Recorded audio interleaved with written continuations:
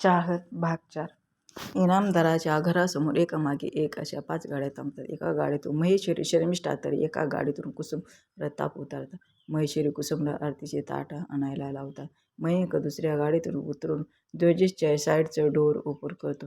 त्याच गाडीमध्ये पुढे बसलेला दक्ष खाली उतरून अर्णिकासाठी दरवाजा उघडतो. अर्णिका गाडीतून बाहेर येते. दक्ष तिचा हात पकडतो आणि द्वेजीसजवळ जाऊन त्याचाही हात पकडतो. तो दोघांना घेऊन दरवाजापर्यंत येतो. महेश्वरी त्याला असं दोघांना घेऊन येताना बघून मनातच म्हणतात, महादेवा, इथून पुढे या तिघांचे आयुष्य सुखसमाधानाने भरलेले असू दे, यांना कधीच वेगळे करू नको. आणि वरती बघून हात जोडतात. दरवाज्यात कुसुम आरतीचे ताट घेऊन उभे असतात.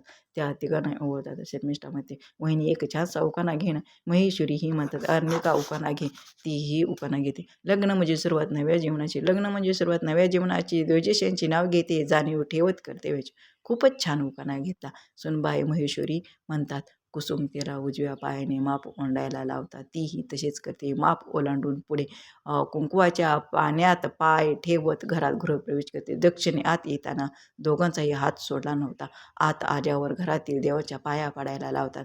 पाया पडून झाल्यावर द्वेजीस आईला म्हणतो, आई, मी वरती जातो, थोड्या वेळात माझी मीटिंग आहे. आई ही ठीक आहे म्हणते. वरती जाताना तो चंदू काकांना कॉफी आणायला सांग म्हणतो आणि वरती जातो. अर्णिका एक नजर वर जाणाऱ्या द्वेजीसला बघते आणि पुन्हा खाली बघते. कुसुम चंदू काकांना सगळ्यांसाठी कॉफी बनवायला सांगतात. खाली सगळेच हॉलमध्ये होते शिवाय द्वेजीसच्या. चंदू काका सगळ्यांना कॉफी देतात आणि वरती द्वेजीसलाही देऊन येतात. कॉफी पिऊन झाल्यावर महेश्वरी शर्मिष्ठाला अर्णिकाला आज तिच्या खोलीत घेऊन जा म्हणून सांगतात. शर्मिष्ठा ही हो म्हणते. दक्ष म्हणतो, नाही आई, तू माझ्या खोलीत यायचं. त्यावर महेश्वरी म्हणतात, आई उद्या तुझ्या खोलीमध्ये येईल. कारण दक्ष आणि द्वेजीसची एकच खोली होती. अर्णिका त्याला समजावून सांगते. मग तो तिचे ऐकतो. शर्मिष्ठा अर्णिकाला घेऊन तिच्या रूममध्ये येते. चंदू काकाही तिचं सामान आणून देतात. शर्मिष्ठा तिला बाथरूम दाखवते. अर्णिका फ्रेश होऊन छान अशी पिंक कलरची सिंपल साडी घालून येते. तिचं झाल्यावर शर्मिष्ठा ही तिचं आवरून येते. शर्मिष्ठा तिला म्हणते, वहिनी, तू थोडा वेळ आराम कर, मी आहे गॅलरीमध्ये, माझ्या एका मैत्रिणीला फोन करायचा आहे. अर्णिका ही हो म्हणते. बेडवर मागे उशिरा टेकून बसते. डोळे बंद असतात. विचार करत असते. या घरात तिची येण्याची ही दुसरी वेळ होती. कारण जेव्हा ती पहिल्यांदा या घरामध्ये आलेली ते शताक्षीसोबत लग्न झाल्यावर ती 2 दिवस राहिली होती, तेव्हा घरातल्यांना अर्णिकाचा स्वभाव खूप आवडलेला. कुसुम यांची मैत्रीण कुसुमला म्हणत होती, द्वेजीसचे अर्णिकासोबत का नाही लग्न केले. तेव्हा कुसुम यांनी तिला सांगितले की तिला आताच नाही लग्न करायचे, म्हणून आता शताक्षीचा हात मागितला. कुसुम यांना ही अर्णिका खूप आवडलेली. पण जेव्हा त्यांना अर्णिकाच्या बाबांनी सांगितले की तिला आता तिचे शिक्षण, करिअर यावर फोकस करायचा आहे, जर तुमची काही हरकत नसेल तर शताक्षीसाठी आम्ही स्थळ बघत आहोत. द्वेजीस शताक्षीचे जुळले तर बघायचे एका म्हणाले. आणि मग काय, लगेच बघण्याचा कार्यक्रम होऊन 1 महिन्यामध्ये लग्नही झाले. शताक्षी, कुसुम आणि त्यांच्या मैत्रिणीचे बोलणे ऐकले होते. तसेच अर्णिकाने देखील ऐकले होते. शताक्षीने अर्णिकाला या घरापासून, माणसापासून लांब राहायला सांगितले. त्यामुळे पुन्हा अर्णिका कधी कोण त्यांचे फंक्शनला वगैरे त्यांच्याकडे कधीच गेली नाही. अर्णिकाला आत्ताही तेच आठवत होते. त्यातच तिला झोप लागली. इकडे द्वेजीस वर खोलीमध्ये येऊन पहिल्यांदा फ्रेश होऊन घरचे कपडे घालून गॅलरीमध्ये जाऊन सिगारेट ओढत बसला. लग्नाला 6 महिने झाले असेल तेव्हा शताक्षी आणि त्यांची भांडणं होत. कारण शताक्षीला फ्री बर्ड सारखं राहायचं होतं. तिला पबमध्ये पार्टी करायला, पत्ते खेळायचा, ड्रिंक करायला आवडायचे. पबमध्ये गेली की सकाळीच यायची. एक दिवशी शताक्षी अशीच पबमध्ये पार्टी करायला गेली होती आणि ड्रिंकही केलेली. द्वेजीस तिला जबरदस्ती घरी घेऊन येतो. तो तिला म्हणत असतो, मला तुझं हे वागणं अजिबात आवडत नाही. एक तर मी दिवसभर ऑफिसमध्ये असतो आणि जेव्हा मला वाटतं मी घरी आल्यावर तू माझी वाट बघत असशील, माझ्यासाठी जेवायला थांबली असशील. मग आपण दोघांनी एकत्र जेवण करायचं. आपण दोघांनी थोडासा वेळ एकत्र घालवायचा. तर तू जाते कुठे? त्या पबमध्ये काय झालं आहे तुला? का अशी वागत आहेस? तो तिला खांद्याला धरून हलवून विचारत असतो. शताक्षी त्याचा हात झिडकावून उठते. काहीच नाही झालं, मला काहीच नाही वाटलेलं. बाहेरच्या देशात शिकून आला आहेस म्हटल्यावर तूही तसाच असशील. तुझ्याशी लग्न करण्यासाठी किती आटापाटा केला. अर्णिकासाठी तुझं स्थळ आलं मला माहीत होतं. तिला तुझा फोटो बघता क्षणी आवडला होता. तिच्या चेहऱ्यावरून समजलेलं. पण तिने तो म्हणायच्या आधी हो म्हणायच्या आधी मीच म्हणलं मला हा मुलगा आवडला आहे आणि याच्याशी माझं लग्न नाही करून दिलं तर मी माझा जीव दे. आई बाबा पण माझ्या या पोकळ धमकीला भिले आणि माझं तुझ्यासोबत लग्न लावून दिलं आणि ती वेडी बसली तशीच कुणाशी लग्न नाही करायचे ठरवू. मी एवढा आटापिटा तुझ्यासाठी स्वयंपाक करायला तुझ्या मागे पुढे करायला नाही केला समजलं. मला फ्री बर्ड सारखे राहायचे समजलं. ती हवेत हात हलवत होती. मला असं फ्री बर्डसारखं राहायचं असं म्हणून ती तिथेच सोफ्यावर पडते. दार उघडण्याच्या आवाजाने दोजेश विचारातून बाहेर येतो. सिगारेट विझवतो. त्याला माहीत होतं दक्ष आला आहे. तो दक्ष त्याला आवाज देतो. तो गॅलरीतून आत येतो. त्याच्या पुढे उभा राहतो. तो डोळ्याने काय विचारतो. तो लगेच हात पुढे करतो. दोजेश त्याला उचलून ठेवतो. तो त्याच्या गालावर ओठ टिकवतो आणि त्याला थँक्यू पप्पा म्हणतो. दोजेशही त्याच्या गालावर ओठ टिकवतो. पप्पा म्हणत तो नाक दाबून धरतो. जोजेश त्याला काय म्हणतो. घाण वास येतोय. तुम्ही सिगारेट पीत होता. दक्ष बोलतो. नाही रे मी नव्हतो पीत. लेअर यू आर लेअर माहीत आहे मला पण आई म्हणते खोटं बोलल्यावर देव आपल्याला शिक्षा देतो. हो का बरं नाही आता मी बोलणार आणि सॉरी या वेळेस मी तुझ्यासाठी काहीच गिफ्ट नाही आणलं. जोजेश बोलतो. पप्पा तुम्ही मला एवढं मोठं गिफ्ट तर दिलं आहे. मग मला कशाला हवं दुसरं गिफ्ट. दक्ष बोलतो. आई तुम्ही माऊला माझ्यासाठी आई बनवलं ना तेच माझ्यासाठी मोठे गिफ्ट आहे. आता मला तुमच्याकडून कोणताच गिफ्ट नको. तो 5 वर्षाचा आपण खूप छान बोलायचा. चंदू काका जेवायला खाली बोलावलं आहे हे सांगायला येतं.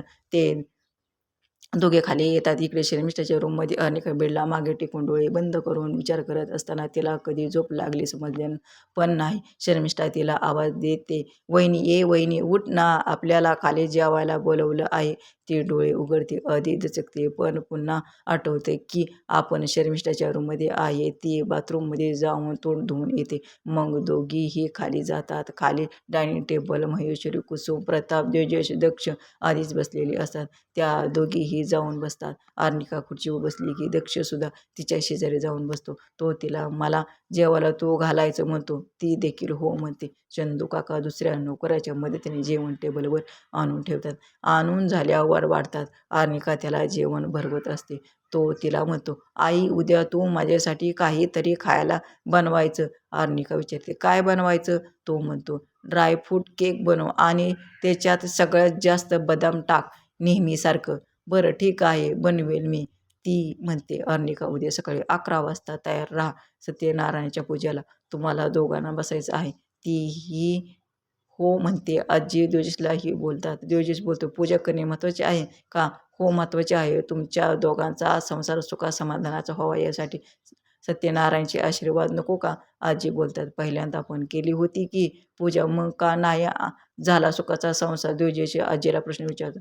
बहुतेक देवाच्या मनात वेगळंच काहीतरी असेल तुमच्यासाठी योजलेले म्हणून आजी म्हणते.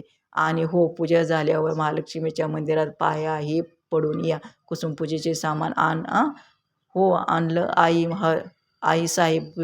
पुजारी काकाही लवकर येतो म्हणाले. बरं ठीक आहे. असंच बोलत सगळ्यांचे जेवण होतं. शर्मिष्ठा आणि अर्निका रूममध्ये येऊन थोडा वेळ गप्पा मारतात. अर्निका तिला कॉलेजबद्दल तिच्या आवडीनिवडीबद्दल विचारत होती. तीही अर्निकाला तिच्या आवडीनिवडीबद्दल विचारत होती. थोडा वेळ गप्पा मारून दोघीही झोपतात. जोजेशच्या रूममध्ये दक्ष त्याच्या शेजारी झोपला होता. आज कितीतरी दिवसांनी त्याच्या कुशीत झोपलेला. कामामुळे त्याला कोल्हापूरला यायला जमायचंच नाही आणि तो मुंबईमध्ये अर्निकाशिवाय राहायचा नाही. त्यामुळे जोजेश जेव्हा येईल तेव्हाच दोघांना वेळ मिळत असे. सकाळी इनामदाराच्या घरी पूजेची गडबड चालू होती. एकीकडे पुजारी पूजेची तयारी करत होते तर दुसरीकडे अर्निका रोजच्या प्रमाणे दक्षच्या मागे मागे करत असते. अर्निका तिला जबरदस्ती अंघोळ घालते आणि मग स्वतःच आवरायला घेते. जोजेश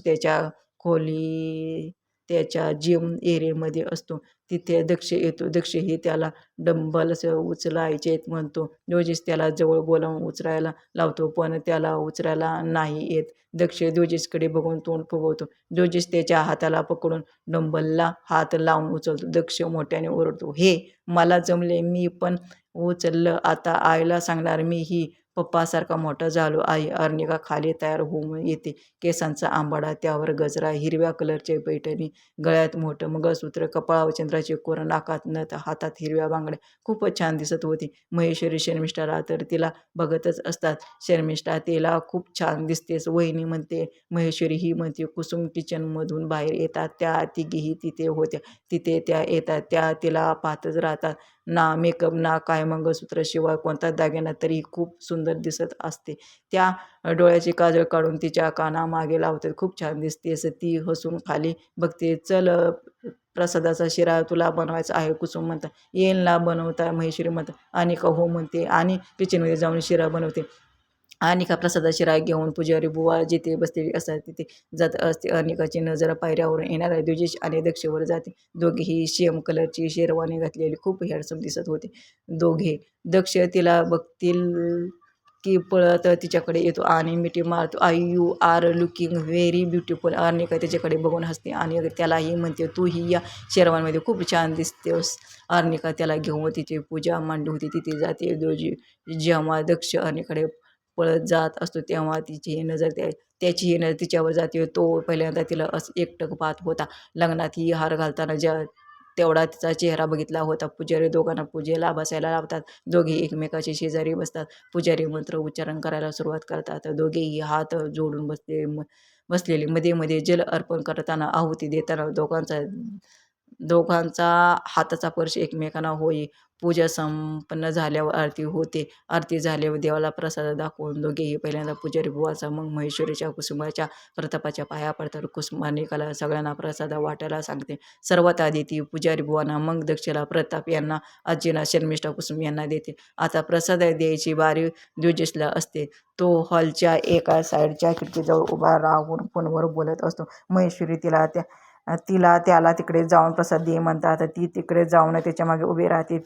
त्याला कसं प्रसाद घे म्हणावं समजतच नव्हतं. ती प्रसादाची वाटी हातात घेऊन तशीच उभी असते. इकडे सगळे त्यांना बघत असतात. महेश्वरी म्हणतात दोघांनी कमीत कमी एकमेकाशी बोलायला सुरुवात तर केली पाहिजे. प्रताप हो आई बरोबर आहे तुझं म्हणतात. इकडे ती काय बोलावी म्हणून विचार करत असते. त्याची पाठ तिच्याकडे असते. तो अचानक तिच्याकडे वळतो. त्याला समोर ती हातात वाटी घेऊन उभी असलेली दिसते. तो तिच्याकडे बघत असतो. ती फक्त हातात प्रसाद घेऊन तिच्याकडे हात करते. तो हात पुढे करतो. ती हातात प्रसाद ठेवून पटकन निघून जाते. व्हिडिओ जर आवडला असेल तर व्हिडिओला लाईक करा, शेअर करा आणि सबस्क्राईब करा.